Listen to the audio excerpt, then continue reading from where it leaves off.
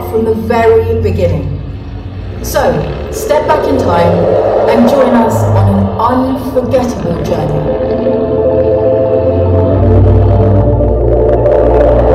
Walter Owen Bentley, known as W.O., was born with a love of motion. He created a revolutionary aluminium piston which made First World War fighter planes more reliable, earning him an MBE along with £8,000. Enough to start his own car company, where he could make a fast car, a good car, the best in its class.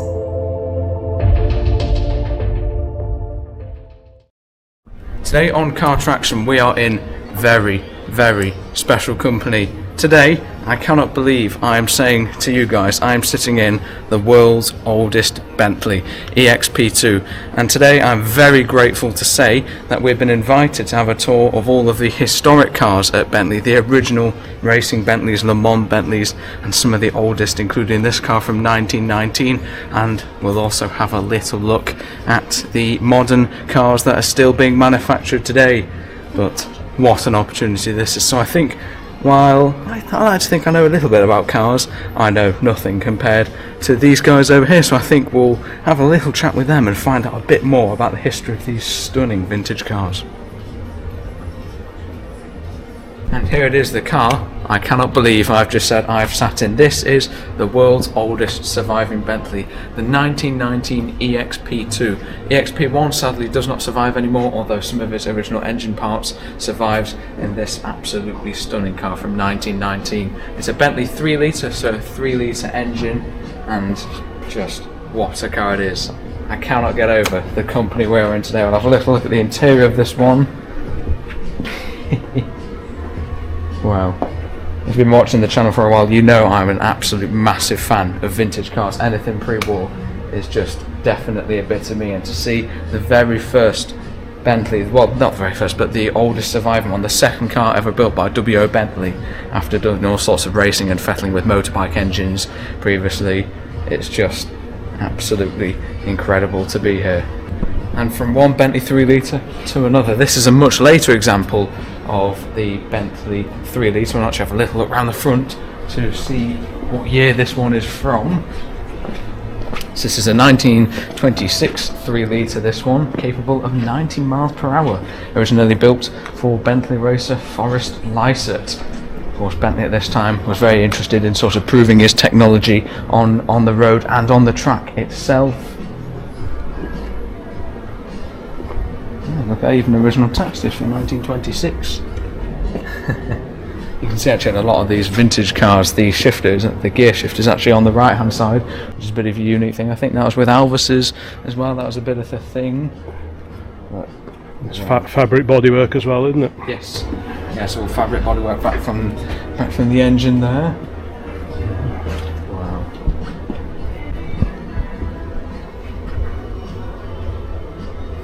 Now, thankfully for this Le Mans racer, I've actually got the tour guide right here. So what is the history of this Le Mans racer? So this actual car is one of the originals. So this is the Tim Birkin Blower. Now, the thing about this car is, yes, you know, it's raced at Le Mans. It never won at Le Mans. It could never withstand the endurance of a 24-hour race. But what it was good at, it was a decoy. These cars used to speed off around the tracks at Le Mans, and what would happen is the competitors would chase them down, but they would not withstand the endurance of a 24-hour race. That would leave the standard 3 litres and the speed 6s to come through and win the race. But the good thing about this car is we've now continuated with it. So we have built 12 of these continuation blowers here at Bentley in our department called Mulliner.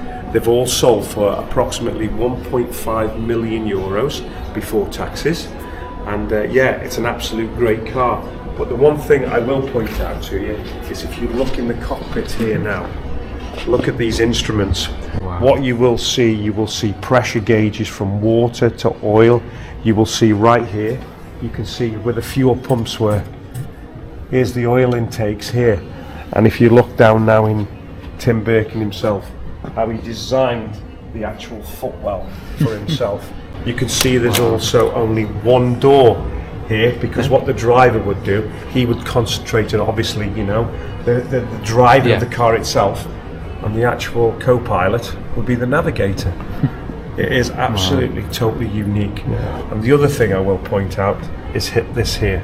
So this is the lap counter. Oh, I see. Yes. Wow. Walter Owen Bentley actually acquired this from a billiards hall in Paris, believe it or not. So this is all the original gear, as it would have been. It is, yes, all the original gear.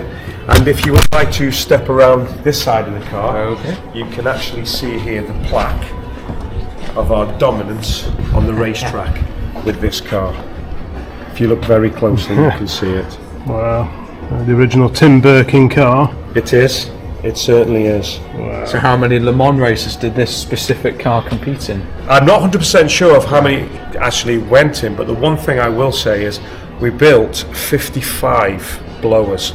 5 were racing cars, 50 were derivatives, like roadworthy cars. Tim Birkin was very clever.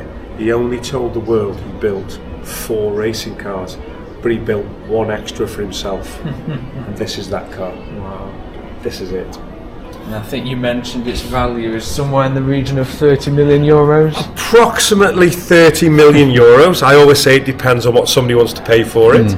But yes, the value for us here at the factory is we know it's approximately 30 million euros. You'll never sell it anyway. No. That's never going to leave here, believe me, never. I'll make sure it doesn't. That dashboard is something else, isn't it? Yeah, it's wonderful. It always reminds me of the cockpit in a plane. Yes. This is. You can see all the gauges, I mean the instruments themselves. And the speedometer sort of hidden away, just tucked away in the corner. It's all about the revs. It's all about that, it's exactly that. And then the other thing I will point out is, while they were racing, when they pulled into the actual pits, they would have to come round the back, pull in very quickly, they'd have to refuel. Quick release. Very, very quick release. So they would put the funnel into position and then pump in the fuel before they actually start the race all over again. So where does this go to in a typical year then? In a typical year, this could go down to Goodwood, it could go to Pebble Beach in California. It all depends where it's required and where the company wishes it to be on show, to be quite honest with you. Right. So it sees a fair bit of use, this. Yes, it does. It does. This is a lineage, it's a moving area. All these cars in here don't actually just stay here as museum pieces. They actually move around the country and around the world. Cars are for driving, aren't they? Bentleys are for driving. Bentleys are for driving. So, just next to the car with all the racing pedigree is this. This is a Speed 6 from the same year, which is known to be one of the most original examples. Yes, a stunning car, but this is what I really wanted to look at. I think I'll beckon in our tour guide for this one fairly soon, because this car has a fascinating history. So I did a little bit of research before coming here today for this amazing opportunity, and it turns out this Bentley has quite an interesting history. Do you think you could tell us a bit about absolutely, that? yes. So what we actually got with this car is it's the original 8-litre motor car, but believe it or not, this was Walter Owen Bentley's personal company car. Now, we produced 100 of these cars. The reason for that is because of the Wall Street crash. And Rolls-Royce, they actually purchased us in 1931. So production of these cars stopped. Now, the lovely stories about these cars is that Walter Owen Bentley actually drove to France in this car. He used to drive around London in this car. It was his personal, everyday car. But the one thing I love about it is we are keeping the tradition and the story going. What we actually do is, every time a CEO comes to this factory, we hand them the keys to this car. When they leave, they hand the keys back. So the tradition of, from Walter Owen Bentley being our CEO, right the way through to present day, this would be their company car. And yes, I have seen CEOs drive these cars, but if you actually look inside the car, you can actually see why it's fit for a CEO. Look at the actual attention to detail on the wood and leather. That is magnificent. Look at the sort of the Mulliner plaque down That's there. it, Mulliner. It's obviously a Mulliner coach built body to it. But the one thing that I am very passionate about is because I started in that factory many years ago, leather was my trade. I've done a little bit of wood as well over the years, but if you look to the attention to the detail, what was in these cars nearly 100 years ago, we actually put into our cars to this day, which is something, you know, that we're all very proud of. Now, from a personal point of view, I'm within my family, I'm a third generation family member who's worked here. So, you know, generations of family keep these skills going within this factory. If you look in the back, you know, everything's been thought of. Down in this little footwell here, you can see that was all about the posture of you sitting and where your feet would be placed at an angle. So W.O. would have driven and he would have rode in this one. Correct. There's actually a famous painting of Walter Owen sitting in the back of this, being chauffeured to the racetrack at Le Mans, and you can actually see him. His eyes are in that in the rear wing mirror. That's what you can see him in. So he'd be driven, and he also drove. Absolutely, he drove it mostly from my knowledge. He drove it quite a bit around the London area. Obviously, you know, the business was down in London from 1919 to 1931. But when he went to Le Mans, yes, you know, he might have been doing a few business acquisitions. So you never know. You never know.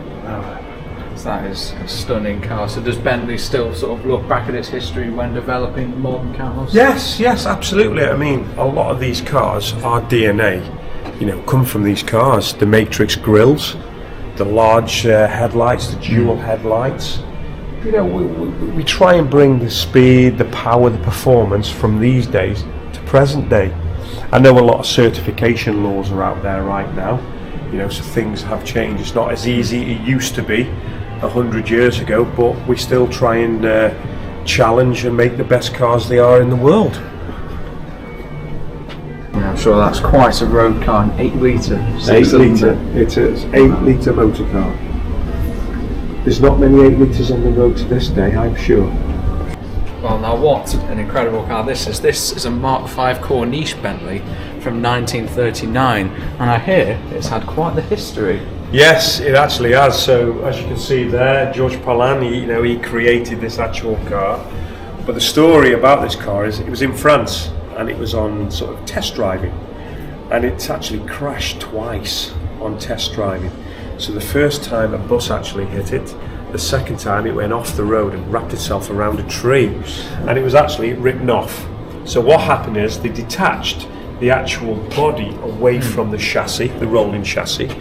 The body stayed in Dieppe in northern France, and the chassis went back to London. Unfortunately, the outbreak of the Second World War, Dieppe was actually flattened. You know, there was nothing left. The original body was lost. Now, 8 years ago, our former CEO, Adrian Hallmark, he came up with an idea of recreating this car. So he invested £1.5 million with Mulliner and an outside enthusiast club to recreate this body from the original drawings. So this actual car is a Mulliner body on the original chassis.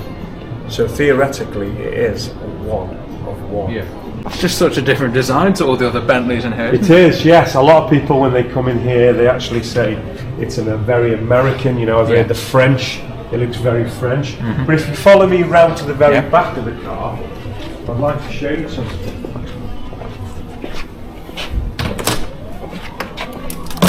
So if you look very closely, you can actually see the tools, the mechanics for the actual car. Now, I learned a little bit of knowledge about this.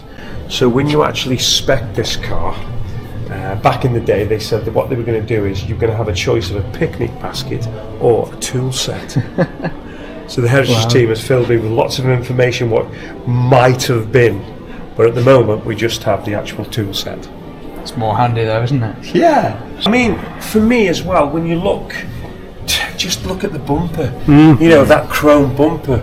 You do not see anything like that no more. It had sort of a period for the chrome bumpers. Yeah. You know, there was either the bumper was built with on the body of the car or it was separated like this. That's why I find it so unique with the hinges as well. Yes. I mean, a couple of the engineers talked about the hinges of this car. You know, normally hinges are always hidden, but they wanted to show them off. It's chrome. If you could get a look at the interior. Yes, of course we can, absolutely. So if you look very close, if you open this side, and if we close them together, Oh wow. I mean, a lot of people, they call them, which I don't like, they call them suicide doors. They're actually kissing doors. We call them kissing doors. And again, the attention to detail. You can see the bench seat all the way across the back of the car, because in the 1930s through to the 50s, bench seats were the thing. Yeah. They actually were the thing. Steering wheel, always a large steering wheel as also. But the attention to detail once more. If you actually look at the wood around the actual door aperture here, that is what we call open pore. Open pore is something we actually offer in our everyday modern day cars here now. This is what we offer. That is an incredible interior, pillarless, the doors as well. Yeah, yeah. There's no. Oh, so there's no B post, is there? No. Oh yeah. Wow. The lovely sort of bowed windscreen as well, isn't it? Not just flat. Yeah. Dash is stunning. Looks like an aircraft windscreen if you look very closely. It really does.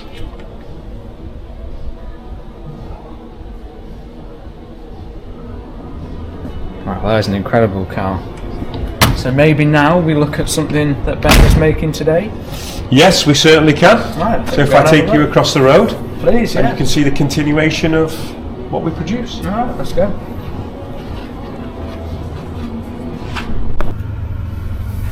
So what are we riding in here? The model. So now this is in a Bentayga hybrid. It's a satin paint finish. It's a V6 2.9 litre hybrid engine. And that is our first step into the world of electrification. Now where we are right now, as we come to the security gates, the famous Pyms Lane. that's it. We actually purchased this part of the road because this was the actual main road from Crewe through to the next town of Nantwich. Now, sustainable message. So we are a fully carbon neutral site. We have over 36,000 solar panels on site, and we generate a percentage of our own energy. Now also the rainwater, we actually store a percentage of rainwater.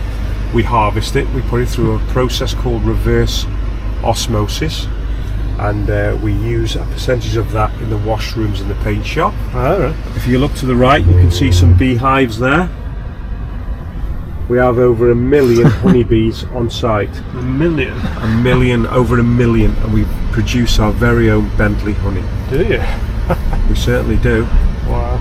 And as we drive down Pyms Lane now, as you can see on the right hand side is what I always like to say is the original site. Everything on the left hand side is new. This is the investment now into the company from VW, moving into the world of electrification as well. What you can see now, a lot of the cars here are awaiting to go on dynamic road test, monsoon test, paint inspection, ECVF.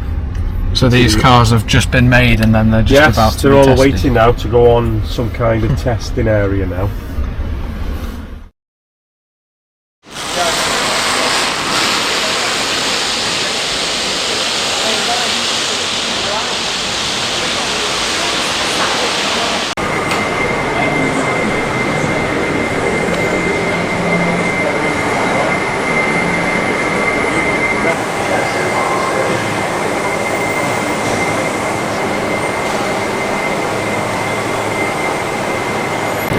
So where we are now is start-off production for the Continental GT, GTC and the Flying Spur. What you can see here is one of our painted bodies on the cradles. But let's go back a little bit. Superformed aluminium is what our bodies are made from. That's actually done in Germany. The bare metal, the bare body comes here to Crewe. In our paint facility, we actually paint every single model here at the factory. When we are happy with the quality of all the paint, they're connected to the yellow cradles. They will come out onto this conveyor belt to this position here. Every 10.9 minutes a car moves on to the production line. This production line has 66 different stations. So from station number 1 right the way around to station 66, it would take approximately 2 days. Approximately 2 days. Do you have any idea how many cars are produced per day here? So on average, every model, as in GT, GTC, Flyspur, Bentayga, you're looking at, on average, both models, about 60 cars a day. Wow. On average. Last year, we produced 13,560 cars, which was it's a good year. The year before that was a record year. We had 15,174 cars in this factory. We have just now, very recently, launched the 4th generation Continental GT. So everything now is just a little bit of a transition at the moment down this production line. The line has stopped so far 29 times today. Right. Now a lot of people say, oh, stopped 29 times, is that good, bad thing? Personally, I think it's a good thing. Because what we're all about, we're a quality brand, not a quantity brand. So we will stop this production line, obviously, if we're not happy with quality, if we're not happy with part shortages, or any kind of people problems, the line stops. And there you can see at the very end, the takt time at the moment is 10.9 minutes. That basically means from one section to the next section, it's 10.9 minutes.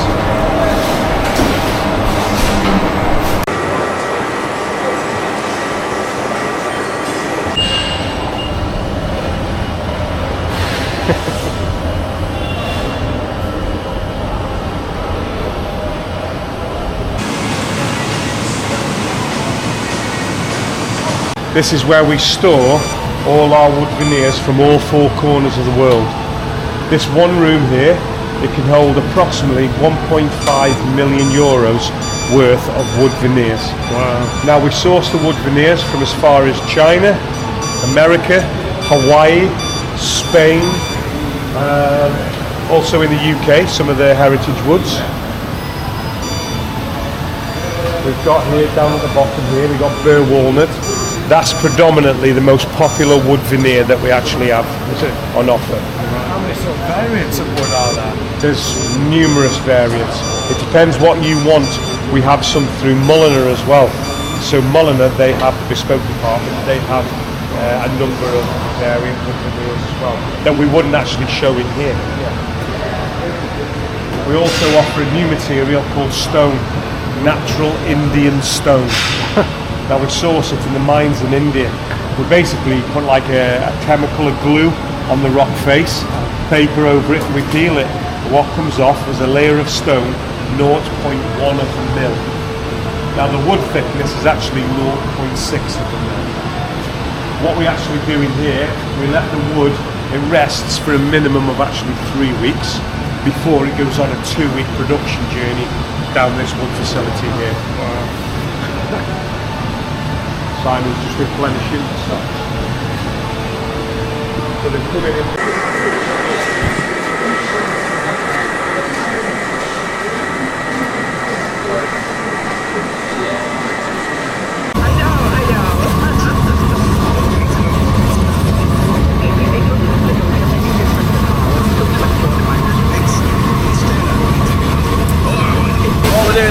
The parts ready for final assembly, so we are going to give them a final polish to get them up to that gloss finish that you see in the car. So we start with this grit here, so it's quite a coarse grit of sandpaper, and that's a 220 grit. Then we went through all the grades, so we finish on this one here. It's a very, very fine sandpaper, and that is a 1500 grit. So that gives us this nice smooth finish, but obviously it's done. So we're going to put it on to the next machine here. High-speed polishing spindle. It's made up of a cotton-based cloth. We've got 10 segments there, and we use it with this, which is it's a wax-based polish compound. So it's about 98% wax, 2% very, very fine abrasive.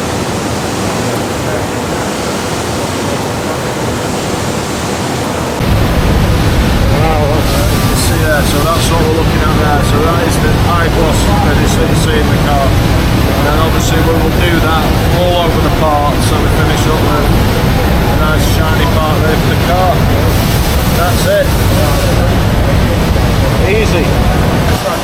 got something leather related going on here, but what is this actually for? So what we're actually doing we're now down part of the line where we do the actual cushions. So what Elaine is sewing here now are what we call the bolsters. So if you think when you sit on a cushion, you've got the sides of the actual seat, they're called bolsters. And there now, Elaine's just separating them, putting them all in order, because these are what we call car sets. Now Elaine, like a lot of our machinists, you know, they're not just, it's not just the experience of Bentley, but they've come from other industries. We've been very fortunate to have a lot of ladies and gentlemen from the fashion industry, but also from the furniture industry. So to come here now and carry on making Bentleys for generations of families, it's quite unique to us. Yourself, Elaine, now, you're actually sewing bolsters now together. Elaine now has almost 20 years of experience working here at Bentley Motors also. But again, as I mentioned, Elaine, she started off machining in the fashion industry. Oh, see. And that's something that's quite a lot of heritage within Crewe in general. Some speed, isn't it? How long's the training normally, Elaine, then for one car? 3 months. About 3 months, one car. So this is cross stitch and it's an optional extra. It's a decorative feature and it's all hand sewn. We hand sew the Bentayga and also the GT. If I was to hand cross stitch all the parts in your Bentayga, it would take me about 24 hours to sew all the parts. So that's your front seats, your back seats, your arm pads. We don't do grab handles or headrest in Bentayga, we do on GT. We do the doors and the dash. So there's 133 metres of cotton in one Bentayga. That's the height of the arches on Wembley Stadium. Yeah. So a 2-door GT takes about 14 hours, 115 metres of cotton. A 4-door flying spur takes about 18 hours, 120 metres of cotton. Okay, so can you see those two little black stitches? That's called a twin stitch, and that's the guide I go by. That's done on the sewing machine. You've got 2 needles again at the same time. It's very similar to what they use on the steering wheels, but they go in the leather and out the other side. We don't, we just pick up these stitches. So as you can see, I've done every other one. Okay, so the next one I'm going to go over into there one, under there and through. And there's your cross. So over, under, through.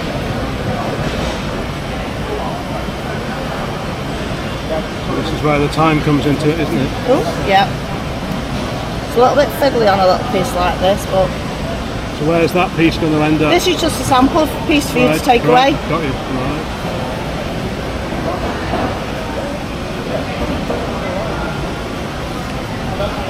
And this is burnt orange, this colour is called. So this would usually be just an optional extra. That's right, yeah. Yeah. So apparently Bentley is the only manufacturer where the seats are made completely by scratch. It's just insane the amount of people employed here and the craftsmanship that goes into it. We've got some finished seats here. That's quite a jazzy colour, isn't it? So it's quite the colour that, isn't it? It's just incredible to see so many people employed here. So grateful to get this opportunity to have a look around both the old cars and to see where Bentley is going now. It's fantastic.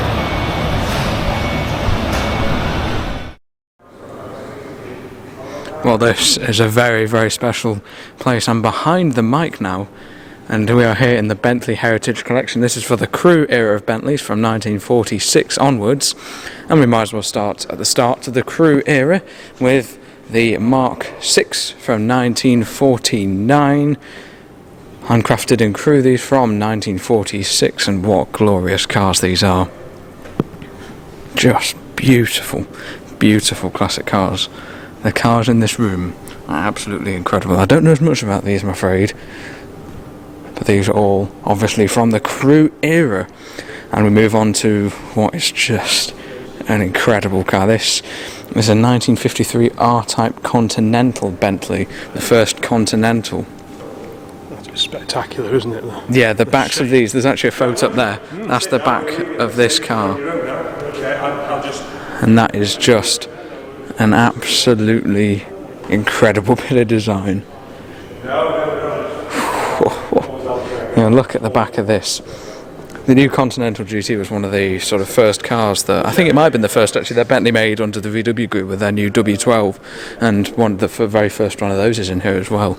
And you can see how this old design of the beautiful old Continental GT is reflected in the lines of the new W12 era Continental. Just a stunning, stunning car. This probably another 4 1/4 litre straight six or something like that. Just some spectacular cars here. And then the S1 Flying Spur. The Flying Spur has always been the 4-door version. That is just a magnificent looking car. It is, isn't it? 1958. Nice original interior as well. Wow. Just the shape even of the door handles, just look at the shape. I think these are actually open, so we can try. There you go. It's a proper gentleman's motor car, it would have been described in the 50s, wouldn't it? Yeah, it is, isn't it? What a stunning car this is. A bit more practical being a 4-door as well, isn't it? Does it shut nicely? That is one incredible car. Just look at the back of the Continental as well. Yes, that Lovely is. sort of classic trio, aren't they? The oldest ones in here. And the first of the Crewe era Bentleys. The factory's evolved a lot now.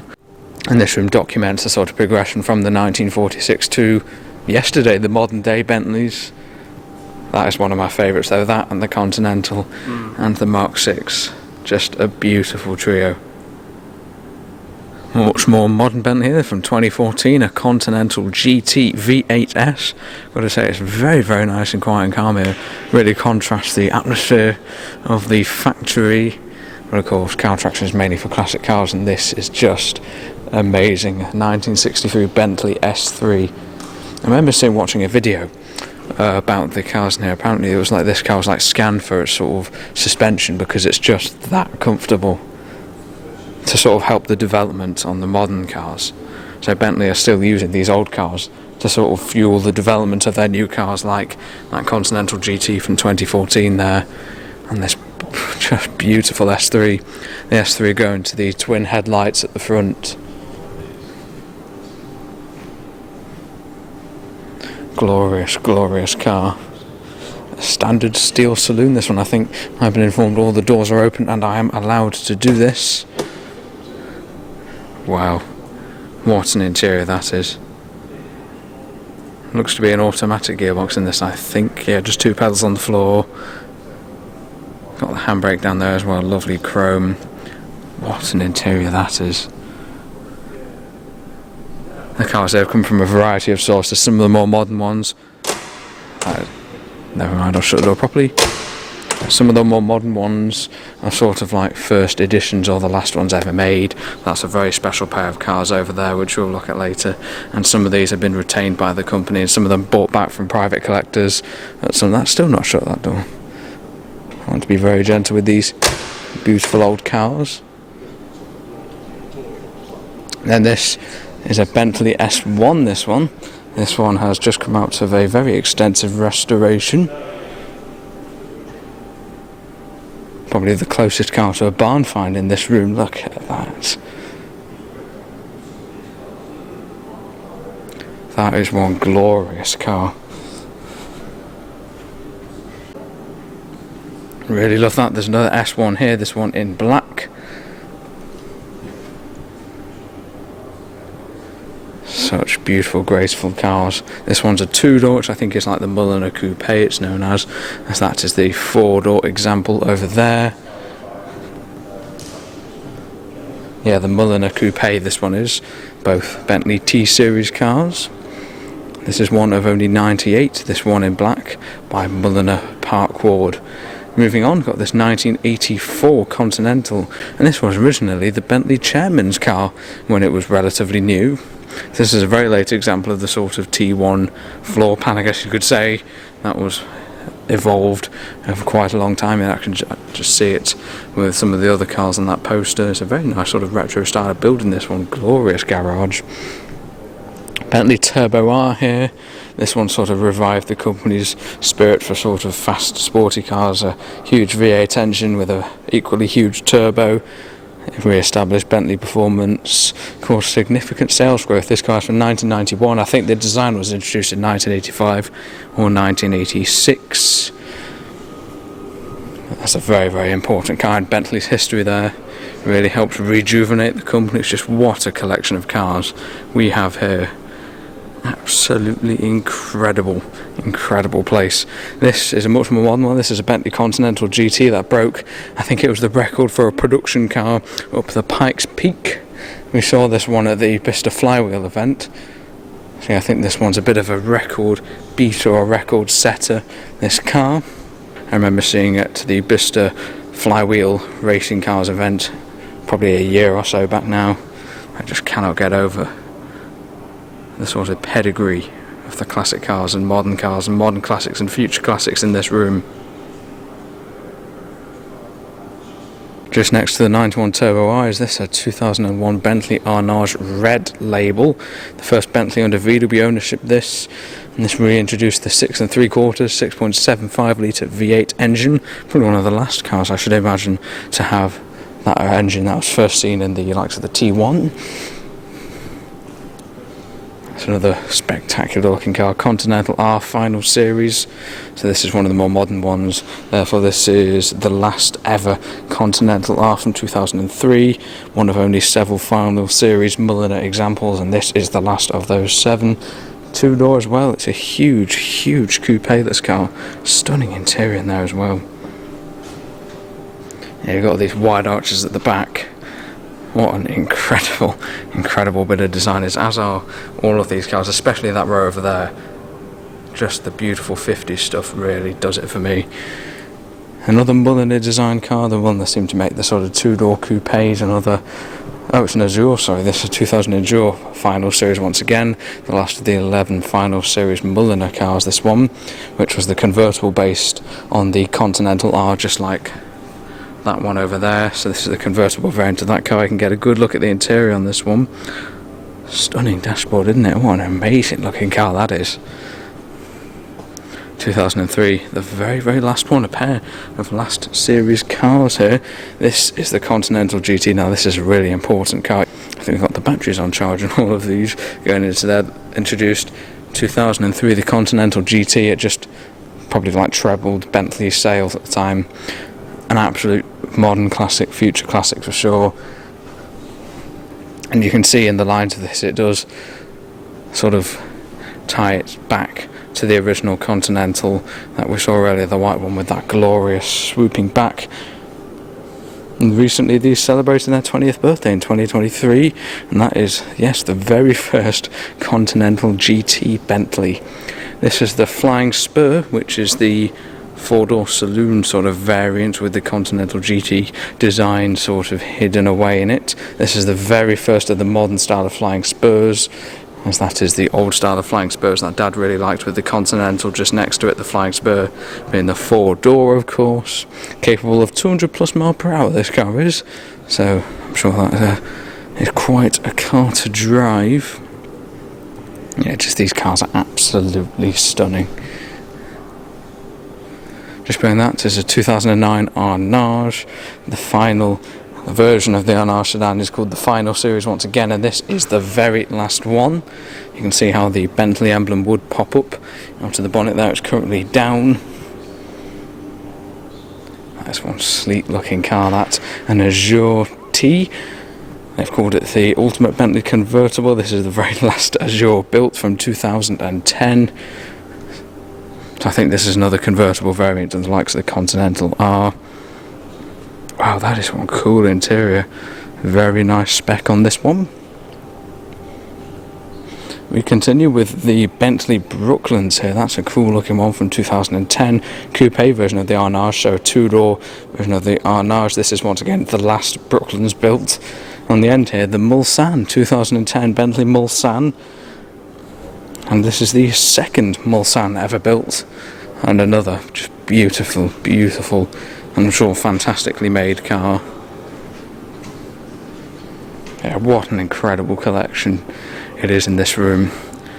Pretty close to a dream garage, I'd say. Now this is an interesting pair. That is the world's first Bentley Bentayga, which has gone on to become one of their best-selling examples, and that is another Mulsanne. But that was the car used to ferry Her Majesty the Queen. Of course, it's Charles now, but in her time she used to be ferried around in this Bentley Mulsanne, so that's a very special car. And I think the world's first Bentley Bentayga, there was quite a ceremony when that one rolled off the production line, and I think that does have some royal connections as well. And there's the Royal Mulsanne. This is an absolutely incredible room. I don't want to leave.